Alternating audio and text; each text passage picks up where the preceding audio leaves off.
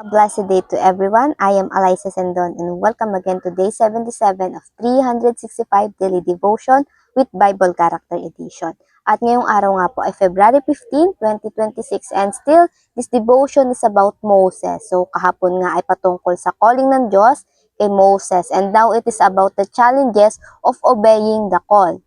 So for the concept by Pastor Russell, Moses confronting Pharaoh. Moses stood before Pharaoh, the most powerful king in Egypt, and spoke God's word without fear. Pharaoh had riches, soldiers, and authority, but Moses had something greater. It is God's command and God's presence. God sent Moses to demand freedom for his people who were suffering under cruelty and slavery. Again and again, Pharaoh said no, but God showed his power through signs and plagues, proving that no human ruler greater than him. This story teaches us that God cares about justice and hears the cries of the oppressed. He calls his servant to speak truth even when it is hard or dangerous. Now, for our scripture reading, ito ay pagpupukusan natin yung Exodus 5, chapter 5.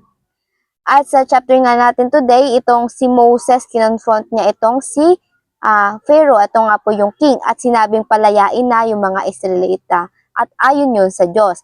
But he refused, paulit-ulit niyang tinigisan yung puso niya. Ngayon, ang nangyari, mas pinahirapan niya yung slavery sa mga tao dito, yung mga Israelita.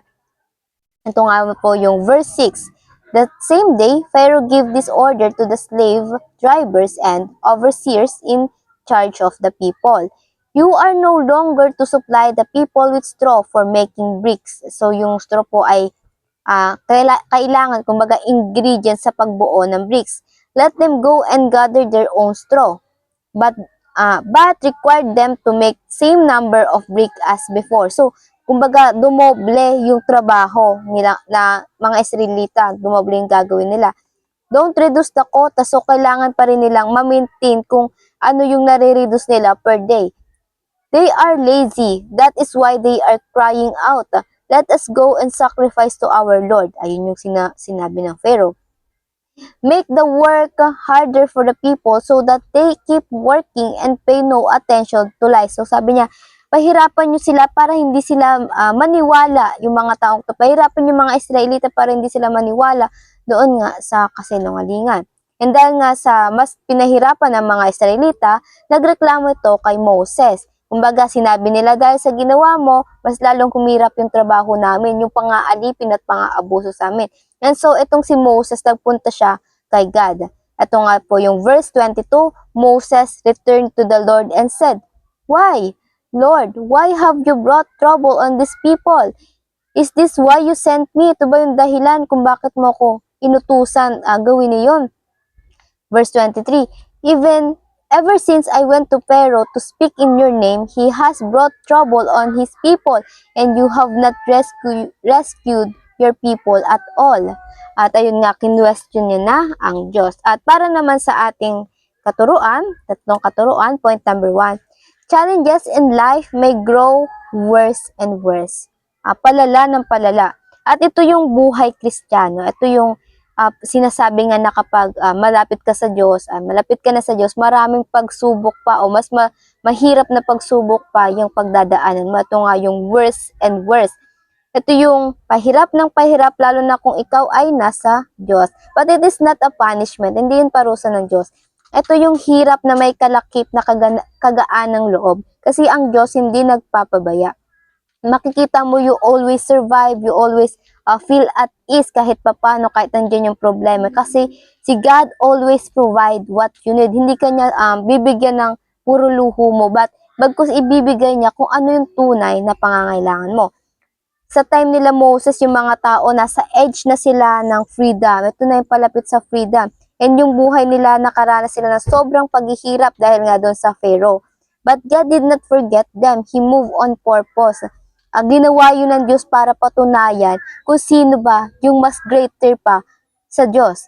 Kaya lagi rin natin isipin na kapag yung buhay natin pahirap ng pahirap, ang Diyos ay palaging may magandang plano at kailangan lang natin magtiyaga magtiis at magantay sa pagkilos ng Diyos sa ating mga buhay.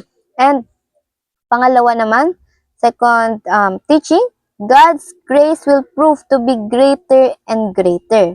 Ating pakatandaan, yung worst challenges in our life, palaging may kalakip na greater blessing na mas malaki pa sa ating kinakaharap na sitwasyon. God is greater than our problem.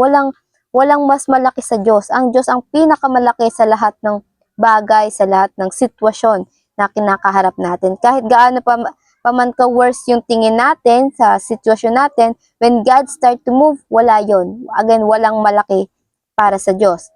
And yung Pharaoh, every time tumatanggi siya doon sa proposal nga ni Moses na palayain mga Israelita, si God, kina-challenge niya yung mga Diyos-Diyosan na itong mga Egyptian. Ito nga yung nagpadala ng 10 plagues na ginawa ng Diyos. At example nito, yung pinadilim niya, binalot niya ng kadiliman itong bayan ng Egypt. At dito, sa 10 plagues na to, laging meron tong hinahamon ang Lord about nga po doon sa Diyos-Diyosan nila. At isa na dito yung sun god. Ito nga po yung isa sa pinaka parang highest na Diyos-Diyosan na itong mga Egyptian. And pinakita niya who is much greater. And sabi nga sa Exodus 12 verse 12, on that same night I will pass through Egypt and strike down every firstborn. Ito yung isa sa mga parusang ginawa ng Diyos doon nga po sa bayan ng Egypt of both people and animals, and I will bring judgment on all the gods of Egypt. Hinamon niya lahat ng Diyos-Diyosan ng mga Ehipto. I am the Lord. Ayun ang sabi ng Diyos. And kaya kahit anong problema nila, gaano man kabigat at kalaki yung kinakaharap nila, God grace is always greater than doon nga po sa mga pagsubok na nila. At ganun din yon sa atin. And therefore, for point number 3, our faith must grow stronger and stronger. So, kung may powers yung challenges sa buhay natin, yung God's grace is greater and greater. Therefore, yung faith natin mas stronger and stronger. Kaya habang lumalawak o hihirap yung sitwasyon natin, dapat lumalaki naman yung lumalaki yung biyaya ng Diyos. Kaya dapat yung ating pananampalataya ay mas tumatatag.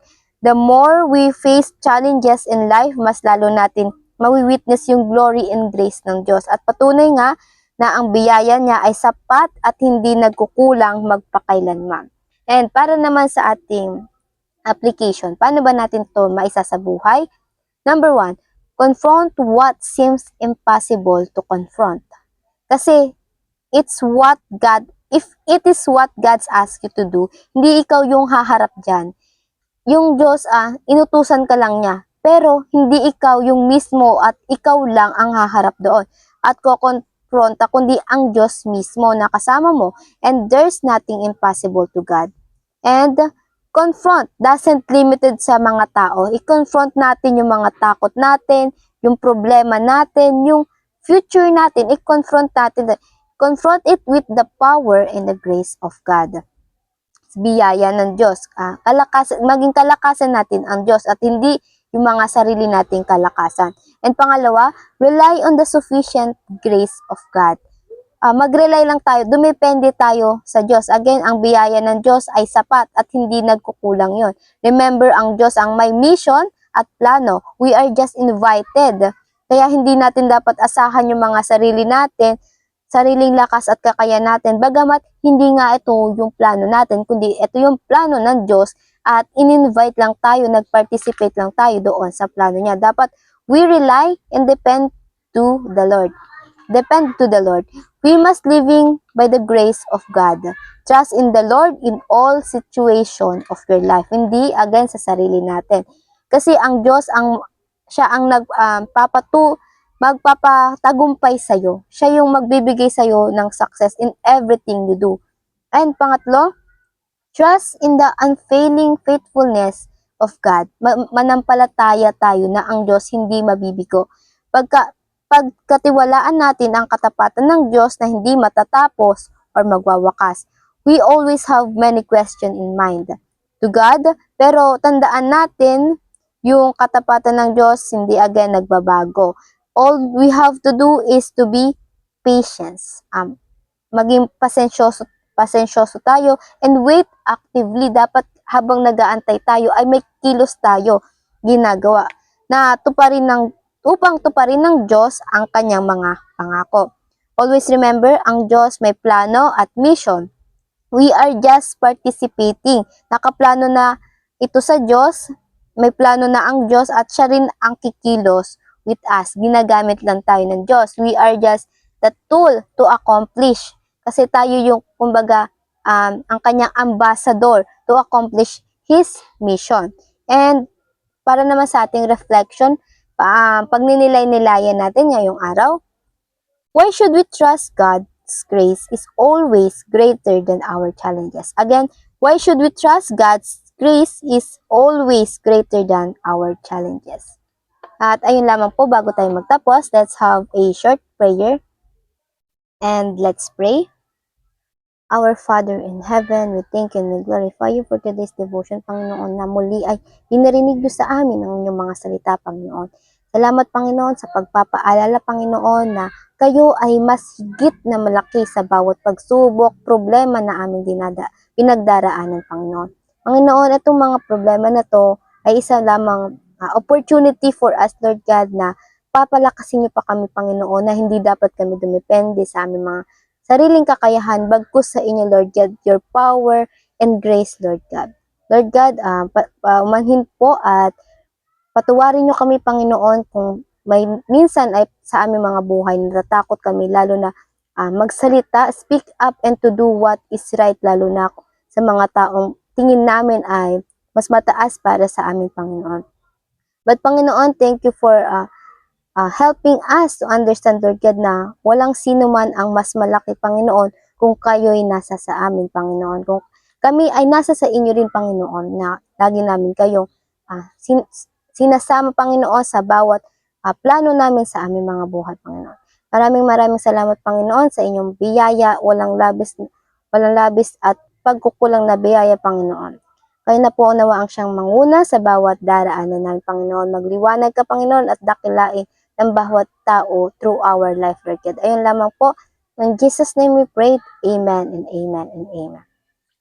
And ayun lang po, I hope marami tayong natutunan at patututunan pa. And I pray na sama-sama sana tayong lumago para sa Panginoon. See you again tomorrow for our devotion. Have a nice day ahead and God bless.